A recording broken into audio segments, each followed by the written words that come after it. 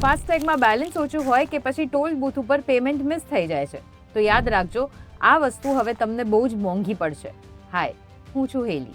કેન્દ્ર સરકારે national highway ઉપર ટોલ ટેક્સની ચોરીને રોકવા માટે થઈને આ નવો નિયમ લાગુ કર્યો છે. એટલે જો તમારે ટોલ ટેક્સ ભરવાનો બાકી રહી ગયો હશે ડ્યુ ટુ એની રીઝન, તો તમારા જે ડોક્યુમેન્ટ્સ છે એ બધા ડોક્યુમેન્ટ્સ આરટીઓમાં બ્લોક થઈ જશે, જેના કારણે ના તમને વ્હીકલનું સર્ટિફિકેટ મળશે, નેશનલ પરમિટ નહીં મળે, અને સાથે જો તમારે એક સ્ટેટથી બીજા સ્ટેટમાં વ્હીકલ ટ્રાન્સફર કરાવવું છે તો એના માટે એનઓસી પણ નહીં મળે. એટલે કારણ જે પણ હોય, જો ટોલ નથી ભરાયો તો આરએફઆઈડી રીડર્સ તમારા વ્હીકલનો નંબર નોટ કરશે અને એ જે ઇન્ફોર્મેશન છે એ ડાયરેક્ટલી ગવર્મેન્ટના ડેટાબેઝમાં અપડેટ થઈ જશે. એટલે ફાસ્ટેગમાં તમારા બેલેન્સને ચેક કરવાનું હંમેશા યાદ રાખજો. અને જે લોકો નેશનલ હાઈવે પર રૂટીનમાં ટ્રાવેલ કરતા હોય એ બધાની સાથે આ વિડીયો શેર કરી જ દેજો.